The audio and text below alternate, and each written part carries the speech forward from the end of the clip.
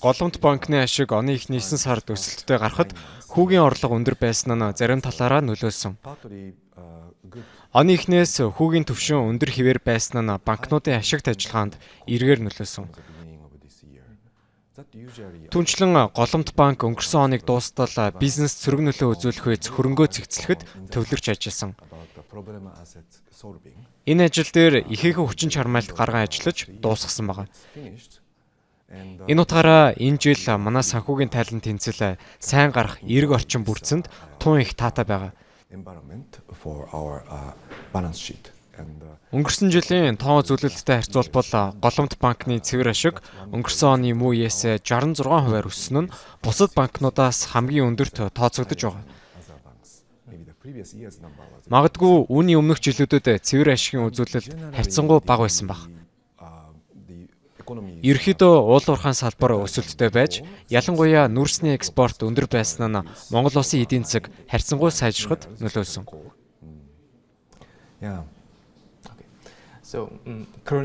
Монголын эдийн засгийн сэргэлт богино хугацааных байж магадгүй гэж Фич агентлаг анхааруулсан. Мөн улсын төсвийг өндөрөөр тооцоолж байгаа нь нэг гол эрсдэл болоод байна. Түүнчлэн эх жил улсын хурлын сонгуул болох гэж байна. Бодит туршлагаас харуул сонгуультай жил бүхэн улсын төсөв нэмэгддэг. Тэгвэл төсөв дэлэх нь макро эдийн засагт хэрхэн нөлөөлнө гэж таарж байна вэ? Ялангуяа бодлогын хөв, инфляцид хэрхэн нөлөөлөх бол? Монгол банк maintained the policy rate at 13%. 7-р сард инфляцийн түвшин 2 оронтой тооноос 9% болж буурсан. We saw some inflation rate down to. Гэхдээ удалгүй инфляцийн түвшин эргээд 2 оронтой тоонд буюу 10% хүрч ирчимдсэн байна. Үүнд мөнгөний нийлүүлэлт харьцангуй өндөр түвшинд хэвээр байгаа нь голчлон нөлөөсөн.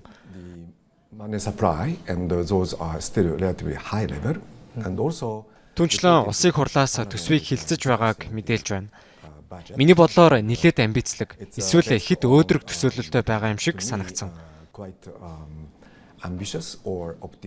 Нүрсний үн, хэмжээ, экспортын хэмжээ, инфляцийн түвшингийн хувьд ч тэр.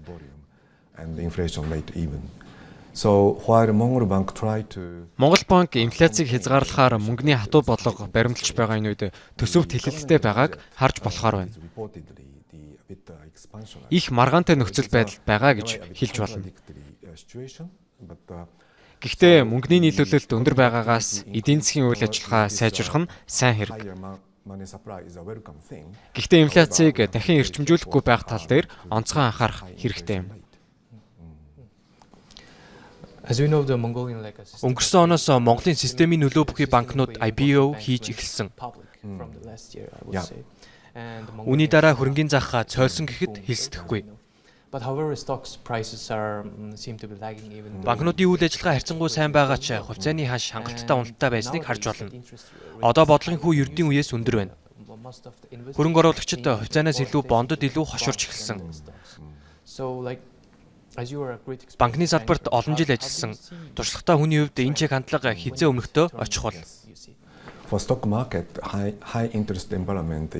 Бодлогын хүү өндөр байх нь хөрөнгөний зах зээлийн хувьд тийм ч таатай нөхцөл байдал биш. Системийн нөлөө бүхий 5 банкны IPO амжилттай болсон.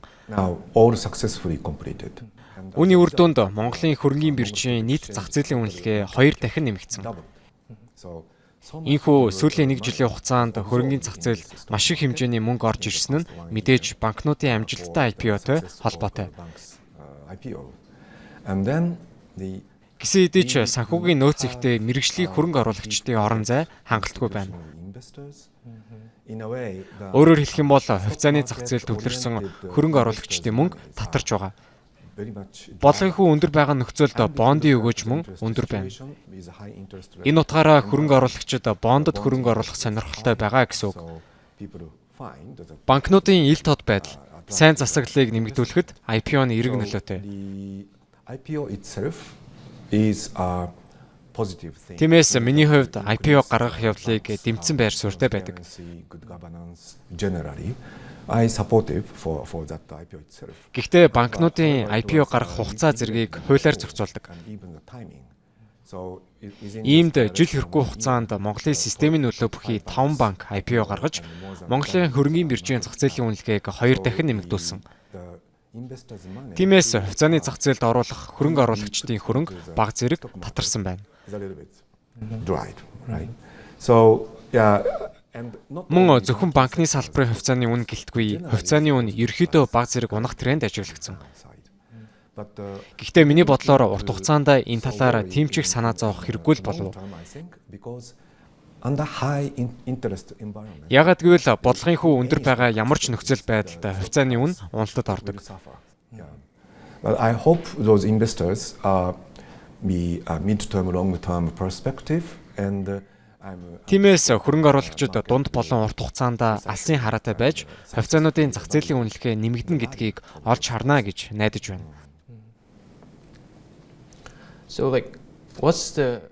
Олон нийтийн болон хувийн банкнуудын үйл ажиллагааг аваад үзэхэд ямар гол ялгаа байдаг вэ? Та хаан банкнд ажилладаг байсан шүү дээ.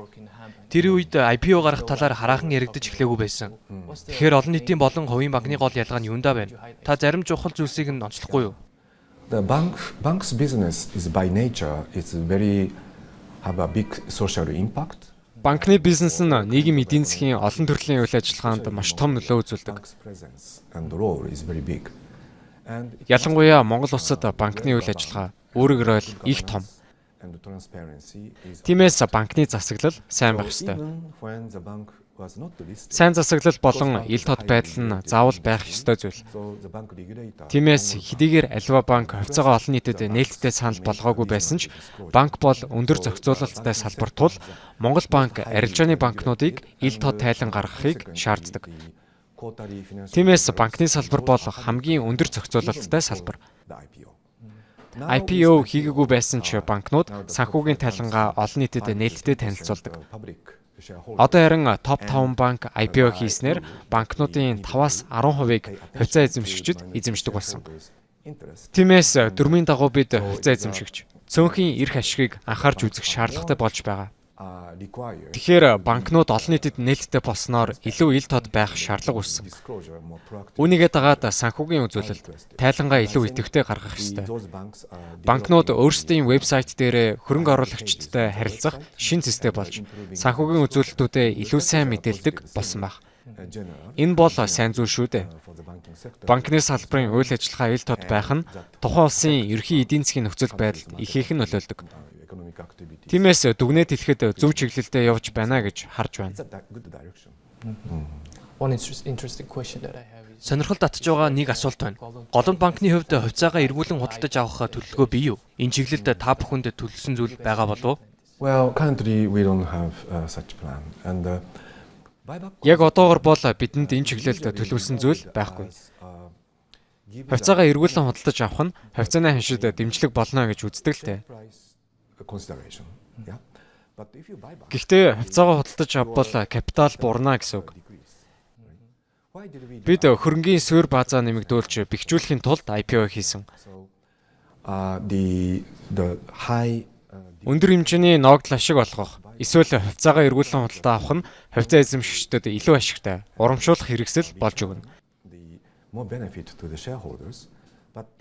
Гэхдээ өөр нэг нөлөө нь гэвэл ялангуяа хувьцаагаа эргүүлэн худалдаж авах асуудлын тухайд бидний IPO хийж өсгсөн капитал маань эргээд буурна л гэсэн үг.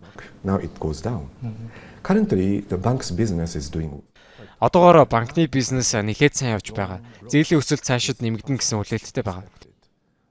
Үүнд хөрөнгийн урсгал хэрэгтэй. Тиймээс бид хувьцаа эзэмшигчдэд ашиг өгөхийн тулд хувьцаагаа эргүүлэн худалдаж авахаас илүүтэйгээр бидэнд илүү өндөр өгөөж өгөх бизнесийн үйл ажиллагаагаа үргэлжлүүлж хувьцаа эзэмшигчдэд ашигаа хүртээх хэрэгтэй гэдэг байр суурьтай байна да. Олон нийтэд нээлттэй компанийн үндсэн зорилтуудын нэг бол таны дөрөв дурдсанчлан яах аргагүй стратегийн хөрөнгө оруулагчдыг татах явдал. Монголын хөрөнгөний зах зээлийн өнөөгийн орчныг та хэрхэн дүгнэж байна вэ? Стратегийн хөрөнгө оруулагчдыг татахад ямар сорилт, бэрхшээлүүд тулгарч байгаа гэж үзэж байна вэ? I believe not only Голомт банк but banks are eager to Голомт банк биш, ер нь банкнууд маш сайн стратегийн нөлөө бүхий түншүүдийг татахыг эрмэлздэг. Гэхдээ миний өмнө хэлсэнчлэн дотоодын зах зээлд эргэлдэж байгаа хөрөнгийн урсгал тийм ч их биш байна. Тэгэхээр бид нэг талаасаа эдийн засгийн өсөлтийн циклийг хүлээх хэрэгтэй. Харин нөгөө талдаа Монголын хөрөнгөний зах зээлд хөрөнгө оруулалт хийх сонирхолтой гадаадын хөрөнгө оруулагчдын хувьд Монголд хөрөнгө оруулахад хэд хэдэн сорилт бол байгаа. Нэгдүгээрт хөрвөх чадвар. Зах зээлийн арилжааны хэмжээ нэлээд бага байдаг нь асуудал.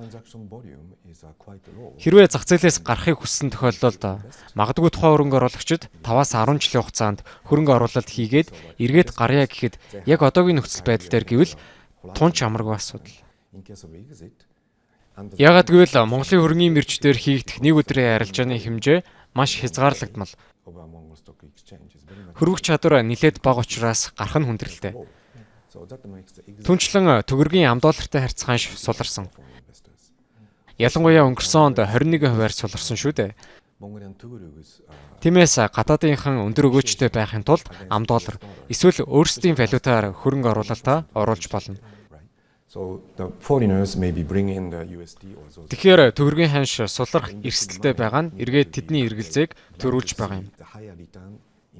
Гэсэдий ч Монгол улс хөгжиж буй зах зээлийн хувьд дотоодын нийт бүтээгдэхүүний өсөлт нь 5-6% өсөлттэй байх чадамжтай байгаа.